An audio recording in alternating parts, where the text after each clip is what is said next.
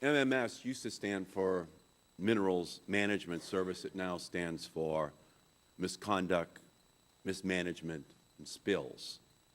And there are some who would like to suggest that this is somehow or other the fault of the Obama administration. But having spent the last 8 years supporting the Bush-Cheney administration's deregulation of oil and gas industry and its lax administration over the industry, some are now shocked at the gambling with our environment that was going on in the oil and gas industry's offshore casino. They fail to see any connection between their own drill, baby, drill boosterism for offshore drilling and the current spill, baby, spill catastrophe we now face. And some have even questioned the patriotism of pledging to keep your foot on BP's neck until they fix their own mess. But I want to congratulate you, Mr. Secretary, for your very good work in trying to keep everyone focused on solving this problem.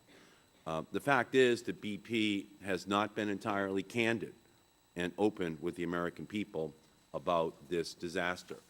Mr. Secretary, initially BP estimated that 1,000 barrels of oil per day were leaking into the Gulf. On April 28th, 2010, a new leak was discovered, and Coast Guard officials pushed BP to increase the estimate of the leak to at least 5,000 barrels per day.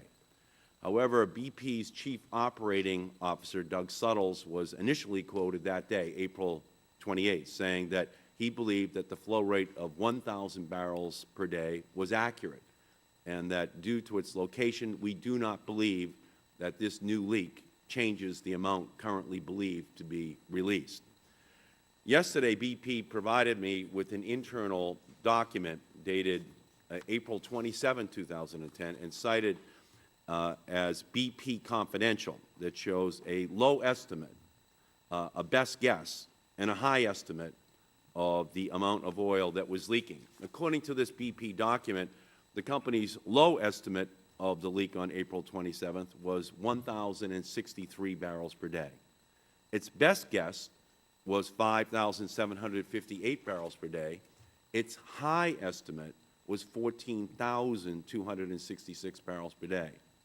BP has also turned over another document dated April 26, which includes a 5,000 barrel per day figure as well. So when BP was citing the 1,000 barrel per day figure to the American people on April 28th, their own internal documents from the day before showed that their best guess was a leak of 5,768 barrels per day, and their high estimate was more than 14,000 barrels that were spilling into the Gulf every day. Mr. Secretary, do you believe that BP was being straight with the American people when they were citing their low-end 1,000 barrels per day estimate and failing to give the full range of the estimates that they had already developed for this spill? Congressman Markey, let me say that our push on BP has been for them to be transparent, and so what you're seeing today in terms of the Top Kill operation is in part in response to our directive. The relationship between the United States and BP under our laws, as I have said, we direct them relative to important things like transparency and making sure the information is being made available. The quantity is a very important issue for a whole host of reasons, Congressman Markey, and you're right to be focused on those numbers. Because we want to have the United States have independent verification, we have scientists from USGS led by Dr. McNutt and NASA and others who will have these independent numbers, and we will share those with you. Mr. Secretary, for that first week, was there any reason why BP would have a financial interest in underestimating how much oil was leaking? The answer is yes, because liability does apply with respect to the amount of the oil spill. I will tell you this, that the huge focus on the part of everybody that has been involved is to stop the pollution. And I've been at the Houston Command Center now for 4 different days. including this last Sunday, where I know the energy that is being spent in terms of trying to bring the problem under control. Yeah, under the Ocean Oil Pollution Act of 1990, any owner or operator of an offshore facility that discharges oil into the contiguous zone is subject to civil penalties of up to $1,000 per barrel, $1,000 per barrel discharge, or up to $3,000 per barrel discharge in the case of gross negligence. So for BP, the difference between an estimate of 5,000 barrels, for example, and 14,000 barrels, much less 1,000 barrels per day, could really be the difference between 5 to 15 million barrels per day in fines and 14 to 42 million barrels of oil per day, $1 million per day as a penalty. Mr. Secretary, does the flow rate of the leak have an impact on whether the top kill procedure that BP will try today will be successful? Does knowing the accurate flow rate impact on their ability to be successful?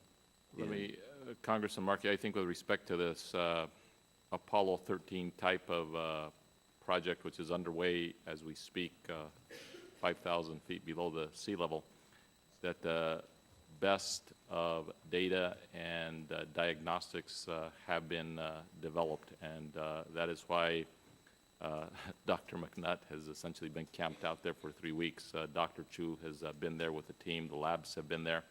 And so the exact question on the amount of flow, I can refer to the scientists on it, but I don't think it would have impacted what is happening today with respect to the top kill operation. Well, BP continues to say that the amount of oil leaking doesn't affect the response, that it doesn't matter. But I think that the American people need to know the true extent of the problem that we are facing.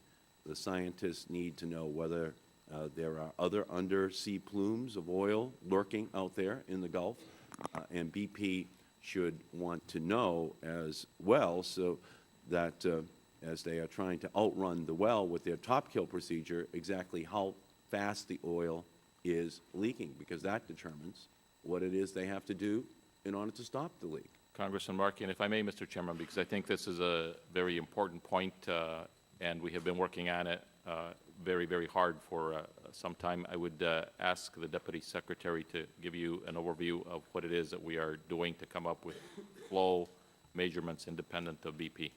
Just very briefly, Congressman Markey raises very important points about the need for independent scientific understanding of the flow rate. Commandant Thad Allen formed a flow rate task force last week that is made up of distinguished government and independent scientists. That flow rate task force will issue a report as soon as this afternoon that will identify from their point of view what the flow rate has been using 3 independent different types of analysis.